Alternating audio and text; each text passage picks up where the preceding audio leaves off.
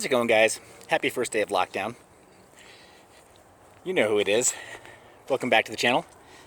Wanted to show you what I've been working on in the late afternoon. I'm really proud of myself. I'm really proud of I'm too proud of myself. We're not live.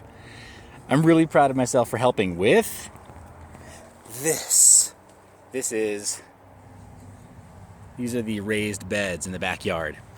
And my lovely wife has been tending to them, and really she let me plant in them. I don't normally do this part of our planting, but apparently this is the last day to get a good early start on our garden. So we are gardening, and our boys are gardening with us, or they will be gardening with us over the next 2 weeks while they're home from school. We're not the only ones dealing with municipal lockdown, and many people around the country are noticing that their schools closing and services closing and being asked to work from home. This is all pretty serious as far as limiting the spread of COVID-19. I wanted to quickly shoot this video to let you know that content for my channel is going to be still focused on privacy. And here's why I think that's more important now than ever. Because so many of us are working remotely now, and so many people are going to be working virtually, there's a greater need for education on how to keep your data private and how to make sure that you are not being tracked involuntarily for your activities. After we get to the other side of this thing, the lockdown, the quarantine, the travel restrictions, everything else, and we go back to air quotes normal, I suspect that a lot of commerce, the way that we're used to seeing it now, conducted now, will kind of contract a little bit. Everything's going to sort of exhale, right? And we'll notice that a lot of the activities that we were used to doing in person, after doing them virtually online using e-commerce and using telecommunications to coordinate our business activities, we're going to find that we work just fine the way that we are. And I think it's going to be rare, the institution that looks at that and says like, oh my gosh, I can't wait till we go and turn the power back on at our big office building and run the air conditioning and have, whatever their monthly cost is for utilities there, and the additional overhead of running brick and mortar facilities.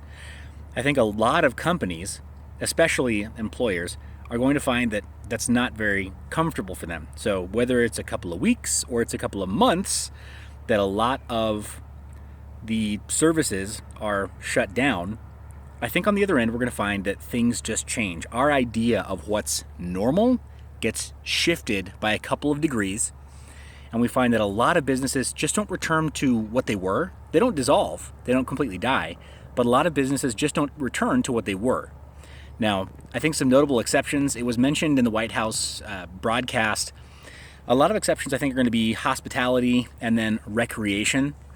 I think recreation right now, it's the best time. If you've got kids home from school for 2 weeks and you know that you can responsibly still maintain social distance and go do, for example, kayaking tours or fishing tours where it's just your small party on a boat or on a kayak or on a stand-up paddleboard or something, well then, gosh darn it, why wouldn't you go do that, right? It's before the usual spring season to do that, but it's not too cold. Right, the weather is turning in a lot of places, so why not get out and do some of this stuff that you would normally do close to this time of year, provided that you can float those expenses at this time, or if you're working remotely, bring your work with you on the road. Now, I'm not endorsing any kind of specific course of action for you, right? This is not legal, business, or financial advice. Do your own research and figure out what works for you, but if that works for you, what's stopping you from going on the road either solo or as a small family unit, nuclear family unit, and having an adventure? You don't have to hop on a plane, right, where we know that social distancing is impossible, right? You're in a giant metal tube where they recirculate the air from everybody on board. That's a disaster waiting to happen, right? Same with a Greyhound bus or a train or something. But if you do hop into your own private transportation or a private chartered flight, then there's nothing irresponsible about that at all. Maybe you live in a state where there are a lot of really great sorts of attractions or destination activities, right? If you live in California, for example, there's still snow on some mountains, and you can still go surf in the same day that you go skiing or snowboarding, right? So why not get out and have these kinds of activities become the new normal? It's good for you, it's healthy. And if you're not around large groups of people, then it's also responsible too, given the circumstances right now. So that's my take on this current opportunity that we have. On the jumping back to prepping, you guys, I told you 2 weeks ago what I thought you should get, and I still stand by it. Bidets, guess what? They're all sold out on Amazon. Life straws, also, they're marked up by two and a half times right now. So I'm sorry, I tried. I really did. I tried to tell my community, and I was told that I was too early, right, in sounding the warning cry. Oh well, water under the bridge, as they say. So I think that stuff is taken care of. Toilet paper? Oh my gosh. Well, good luck with all that toilet paper. Hopefully if stuff gets really rough, maybe it's edible.